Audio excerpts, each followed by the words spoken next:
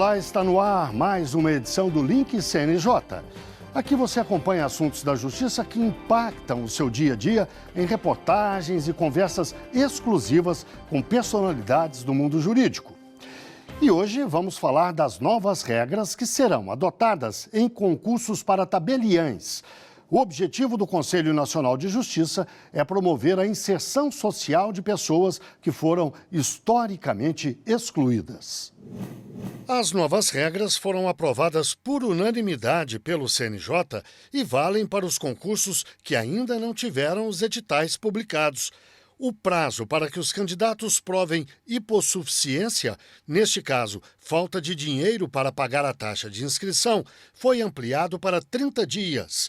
Também será permitido que os cotistas concorram a qualquer tipo de cartório. E o peso para a prova de títulos foi reduzido. Os títulos tinham peso 2 no cômputo geral da nota. Nós voltamos para o peso 1, porque muitas pessoas com vulnerabilidade social, pessoas negras, não têm oportunidade de fazer vários cursos, estão ainda gerindo a sua vida com aquilo que é apenas o básico, né? Então, foi dado o peso 1 para os títulos para que eles pudessem ter condições de concorrer em igualdade com os outros candidatos nessa questão de títulos. A Corregedoria cita o exemplo do Tribunal de Justiça de Santa Catarina, que promove concurso para juiz substituto para demonstrar a justeza de regras semelhantes. Lá dos 700 candidatos que passaram para a segunda fase, mais de 300 foram candidatos inscritos como candidatos negros. Então, para o senhor ver que a metade que passou para a segunda etapa já foram negros. Então, a gente espera que com isso, lá no final do concurso, claro que a partir daí eles começam a concorrer em igualdade de condições, com as cotas reservadas, obviamente, mas acreditamos que vão conseguir preencher as cotas que estão destinadas ao candidato negro, ao contrário do que acontecia no passado, que sequer conseguiam fazer o preenchimento dessas vagas reservadas a eles. As mudanças nas regras dos concursos para cartórios fazem parte de uma política mais ampla do CNJ e da Corregedoria Nacional para promover a diversidade e a inclusão. A própria comissão dos concursos tem uma orientação que haja mulheres incluídas, então não é só da questão das cotas de pessoas negras ou deficientes, mas a inclusão como um todo, né, das minorias, digamos assim, né, trazer essa inclusão para que as minorias não sejam chamadas mais minorias. A gente quer chegar no momento em que a gente não fale em minorias, ou seja, todos estão inclusos nas políticas sociais do Poder Judiciário. Para falar sobre o assunto, eu converso agora online com Saulo Vida, advogado e dirigente da organização não governamental Aganju, Afro Gabinete de Articulação Institucional e Jurídica. Converso também com Tiago de Lima Almeida, advogado e presidente da Comissão Especial de Direito Notarial e Registral do Conselho Federal da OAB. Muito obrigado a vocês dois pela participação aqui no Link CNJ. Eu começo com uma pergunta para o Tiago. Como eram as regras antes, Tiago, e como são agora? Qual é a diferença fundamental entre elas? Eles já estavam normatizados pelo CNJ por meio da Resolução 81 de 2009 e agora, em outubro de 2022, houve um aprimoramento dessa Resolução 81 através da Resolução 478 de 2022 e essa resolução ela vem também trazer alguns importantes reequilíbrios, tais quais, por exemplo, o peso de títulos, quando nós tratamos aí na classificação dos candidatos. Historicamente, percebemos que candidatos com maiores ou melhores condições financeiras ostentavam um número maior de títulos e logo traziam um desequilíbrio quando concorriam com pessoas com menores oportunidades econômicas e financeiras. Então, essa nova resolução traz uma baliza interessante quando trata que os títulos terão peso 1 e a prova ela terá peso 9, ou seja, trazendo aí uma interessante, diria, um interessante reequilíbrio para as pessoas que, eventualmente, não ostentem de condições financeiras avantajadas, ou seja, que não possam colecionar títulos, mestrados, doutorados, pós-graduações e afins.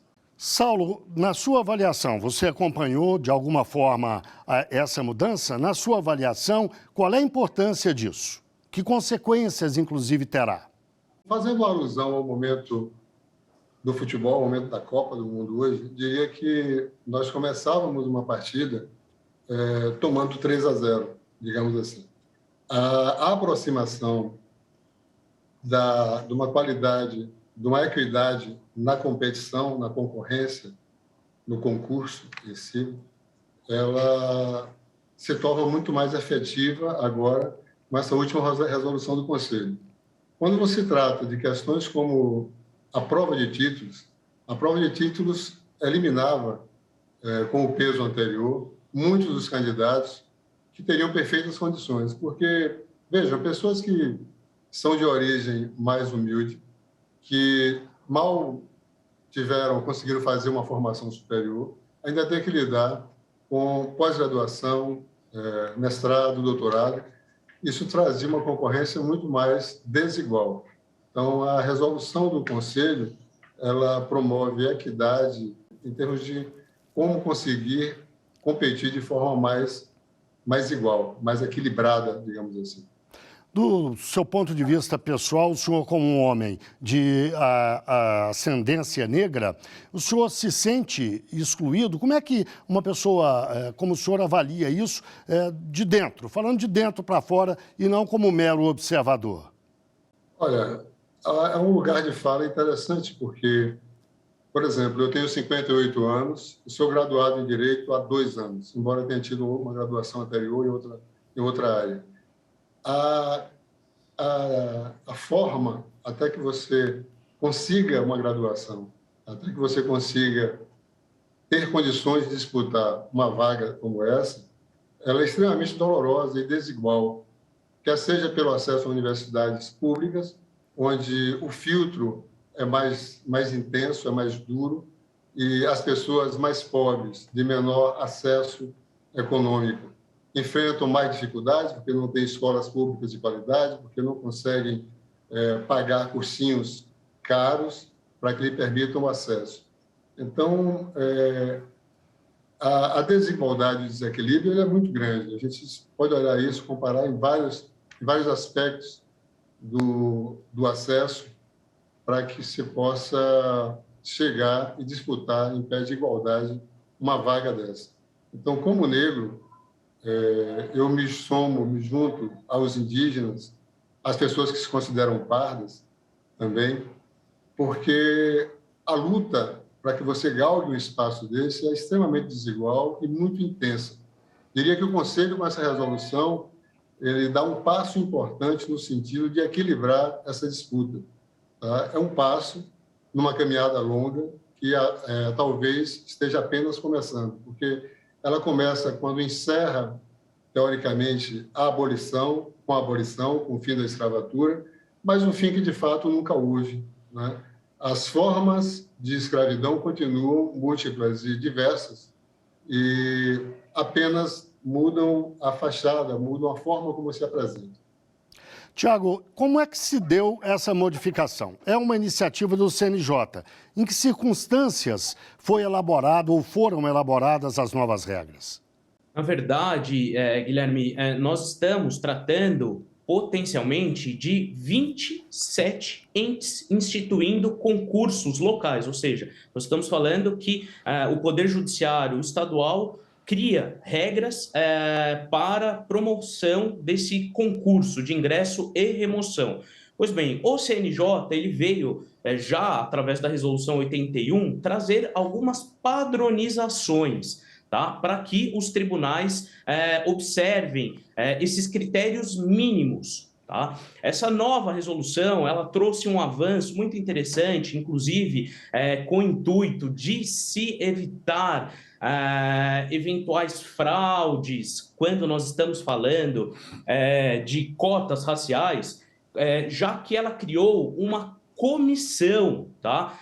Responsável por essa avaliação desse processo de heteroidentificação, né? E esse processo de heteroidentificação, importante que se coloque como uma análise, né, fenotípica aí do candidato. E essa análise ela acontece por meio de vídeos, fotografias. Então, o CNJ trouxe também um importante avanço para se evitar fraudes. Nós tivemos, a OAB, inclusive, acompanhou muito próximo isso, nós tivemos, num último concurso para ingresso na magistratura, um candidato que se declarou negro, mas, na verdade, essa declaração foi questionada e, eventualmente, o CNJ, por meio de um processo administrativo, corrigiu essa distorção, ou seja, essa resolução também reflete essa preocupação na criação de mecanismos para efetivamente se garantir e se promover essa igualdade racial sem que haja fraude ou ardil por parte de candidatos que não preencham os requisitos estipulados pelo ato normativo. Saulo, essas medidas democratizantes que incluem pessoas historicamente excluídas na sociedade brasileira, muitas vezes são criticadas. Há quem seja capaz de dizer, bom, mas essa pessoa passou uma prova na universidade por meio de cota, ela está menos preparada do que o outro que estudou mais, que estudou em melhores colégios, isso vai prejudicar o desempenho dele. Como é que o senhor responderia a isso? Mas eu vou pedir que o senhor nos dê a resposta completa logo depois do intervalo. O Link CNJ, portanto, faz uma breve pausa e volta já já.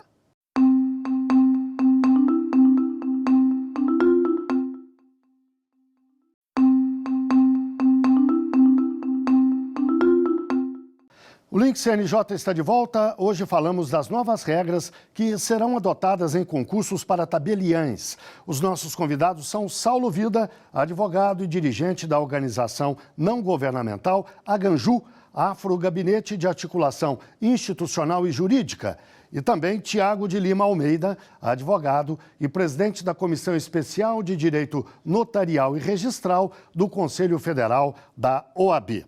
No bloco anterior, Saulo, deixei uma pergunta no ar para que você respondesse agora.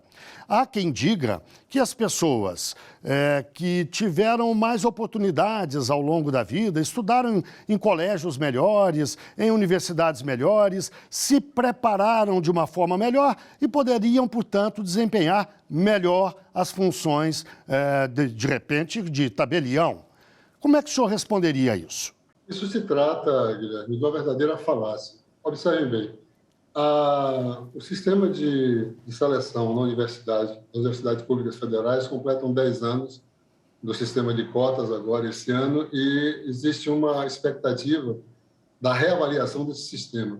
Ao avaliarmos esse sistema nos últimos 10 anos, ele foi extremamente assertivo, quer seja na qualidade de produção acadêmica desses alunos que entraram pelo sistema de cotas, quer seja pela qualidade dos formandos oriundos também desse sistema de cotas. Cota, na verdade, sempre existiu. Vamos nos ater aqui ao sistema de cotas oficioso que existiu desde o século XVI, século XVII, com as tabeliães de notários. As regras para a concessão eram tão específicas que ela criava uma espécie de cota para um público específico, um público que fosse de interesse do poder naquele momento. E esse público nunca incluiu as pessoas mais humildes, mais pobres, consequentemente os negros, os indígenas, nesse segmento da justiça e do trabalho. Quer dizer, eu acredito que a decisão, a resolução do Conselho, ele, além de corrigir falhas, é um processo inclusivo. Eu diria que, para além de cota, ele possibilita essa inclusão, porque nós tínhamos um sistema de cotas antigamente, oficioso, como volto a falar, que destinava que determinados segmentos de atividade pública pertenciam a um determinado segmento da população previamente escolhida. Por exemplo, muito comum no interior você observar que os cartórios passavam de pais para filhos. Com esse sistema de cotas, nunca se questionou nada. E não se questionava por quê? Porque não interessava à classe dominante que isso aí fosse mudado de alguma forma. Portanto, a mudança promovida pelo Conselho, ela vem em excelente momento, ela vem provando que esse tema é um tema pautado de diversas formas.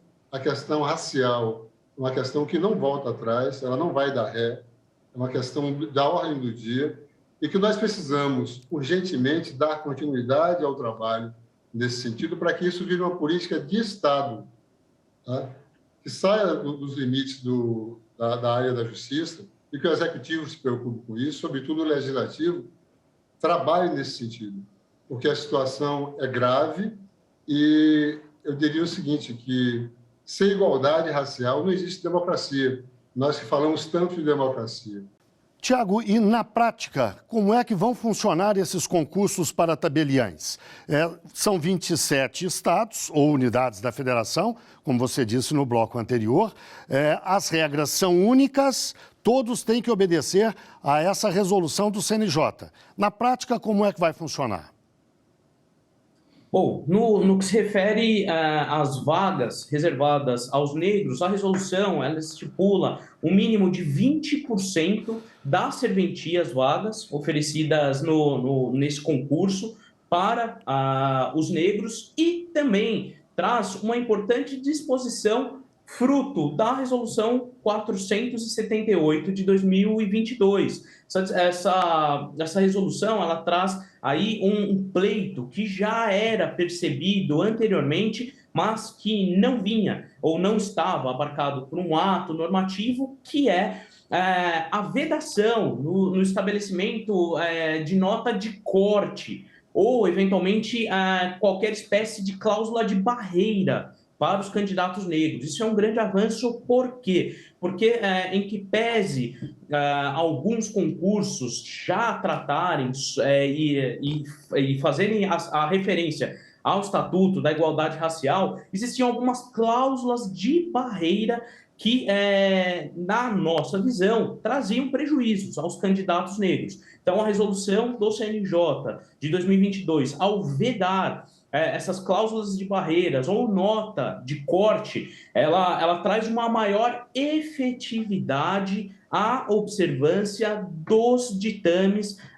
do Estatuto de Igualdade Racial. Inclusive, a resolução ela traz como requisito mínimo apenas o atingimento da nota de 6. Ou seja, existiam alguns procedimentos que estabeleciam notas superiores à nota 6, o que se chamava de nota de corte e que trazia, sem dúvida nenhuma, um prejuízo ao candidato negro, pardo, enfim.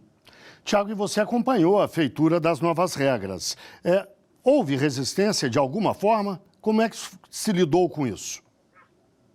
Na verdade, essa votação ela ocorreu em reunião do plenário do Conselho e foi uma votação unânime. Ou seja, todos os ministros, conselheiros, acompanharam a reflexão sobre a necessidade de aprimoramento da Resolução 81 de 2009, com a criação de novos mecanismos, conforme falei quando da abertura, para proteção e para se fazer valer a igualdade racial, mas também a questão também dos hipossuficientes e do equilíbrio, de pessoas que não possuem, quando da participação do certame, condições financeiras, econômicas avantajadas, como a grande maioria dos candidatos, já que nós estamos tratando de um concurso extremamente elitista.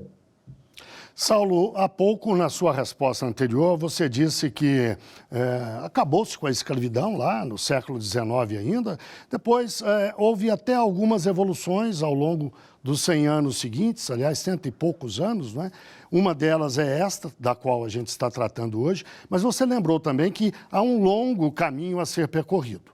Eu lhe pediria que falasse um pouco sobre isso, que caminho é esse, quais são as principais barreiras a serem vencidas e como é que se combate essas barreiras.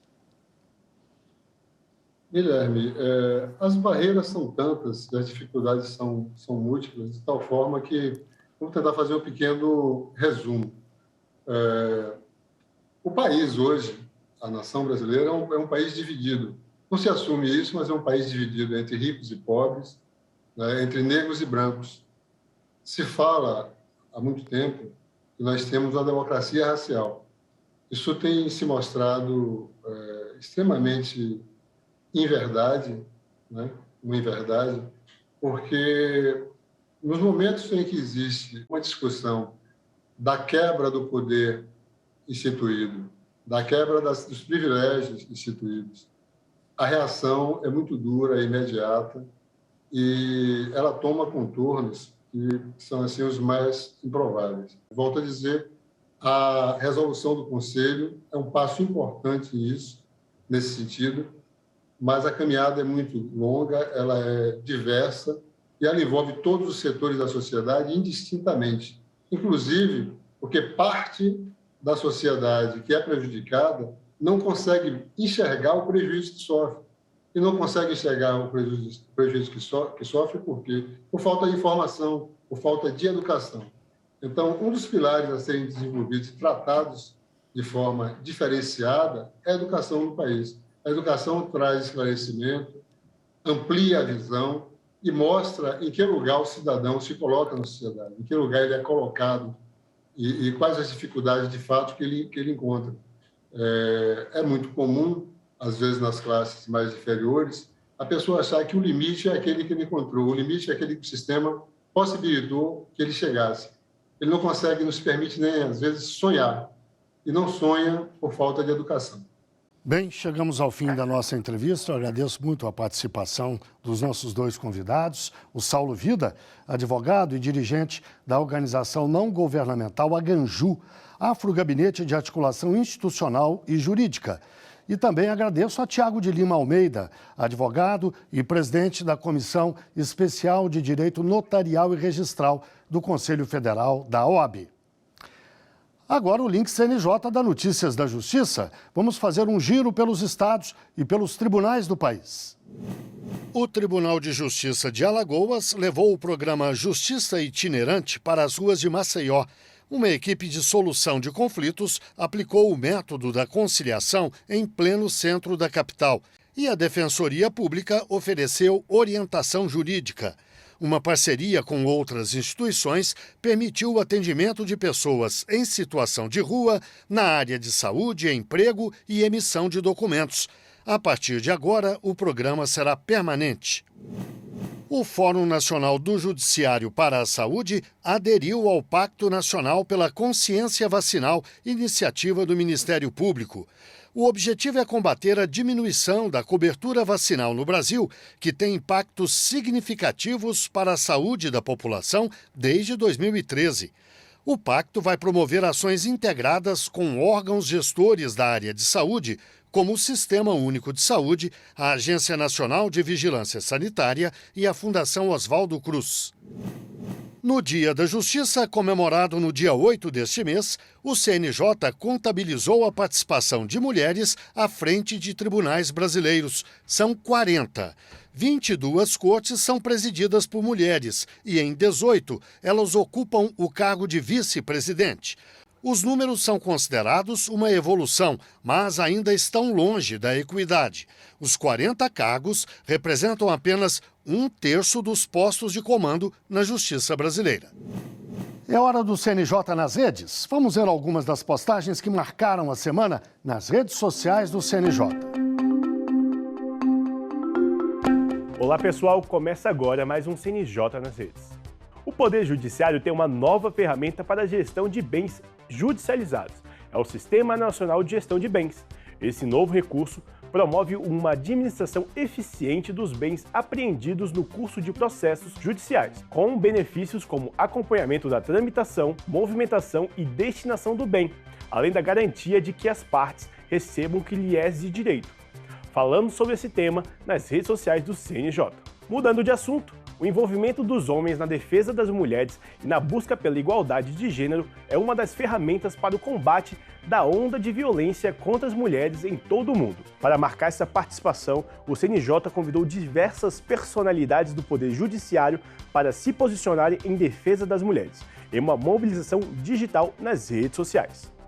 Nas redes do Conselho, você tem acesso às manifestações das autoridades, como os ministros Gilmar Mendes, Edson Fachin, Dias Toffoli, entre outros. Por fim, os meses de novembro e dezembro frequentemente registram o maior número de contratações temporárias para as festas de fim de ano ou alta temporada. Falamos sobre os direitos do trabalhador contratado nessa modalidade e para saber mais é muito fácil, confere lá nas redes sociais do CNJ. É só isso por hoje e até a próxima semana. Agora vamos ao quadro Uma História, aquele momento em que um juiz ou uma juíza conta um caso que marcou a carreira dele ou dela. Vamos à história de hoje. Meu nome é Eduardo Calmon de Almeida César, eu sou juiz auxiliar da Corregedoria Geral da Justiça do Estado de Mato Grosso e estou aqui para passar algumas informações inerentes à nova Resolução 478 de 27 de outubro de 2022, publicada pelo Conselho Nacional de Justiça, que disciplinou novas regras essas importantes que vão disciplinar como os concursos para provimento das serventias extrajudiciais no Brasil serão de diante realizadas. E sou integrante da banca formada para o provimento das serventias extrajudiciais do Estado de Mato Grosso. Foram regras realmente bastante importantes e muito pontuais que o Conselho Nacional de Justiça, de maneira muito feliz, conseguiu modernizar. A questão também importante que o Conselho Nacional disciplinou foi a vedação da fixação de nota de corte para candidatos cotistas. Essa era uma das preocupações que nós discutimos, inclusive, pela banca examinadora, para justamente trazer um alinhamento mais proporcional, mais razoável. O Conselho, de uma maneira também muito sapiente, se antecipou e já disciplinou essa questão. Um outro ponto é a instituição da comissão de heteroidentificação para cotistas negros. Não havia previsibilidade dessa banca de heteroidentificação e agora, com um alinhamento às normas que já disciplinam o concurso da magistratura, o concurso para as serventias extrajudiciais também seguiram no mesmo passo. Estabeleceu também uma outra regra bastante importante, foi a diminuição do peso atribuído aos títulos. Aqui no Estado de Mato Grosso, como nos demais estados federativos, certamente já nos próximos concursos já terão essas regras previstas de acordo com a Resolução 478 do Conselho Nacional. Então, fica aqui, pelo Estado de Mato Grosso, pela Corregedoria Geral da Justiça, o parabéns ao Conselho Nacional de Justiça por ter, de uma maneira bastante profícua e eficiente, tocado num tema que é muito sensível, e um tema que é muito importante para que a gente possa trazer mais segurança, mais celeridade e mais objetividade aos concursos para provimento das serventias extrajudiciais, as quais, aliás, desempenham um serviço público de altíssima relevância para o cidadão brasileiro. Bem, chegamos ao fim de mais um Link CNJ. Muito obrigado a você que esteve com a gente até agora e até o próximo programa.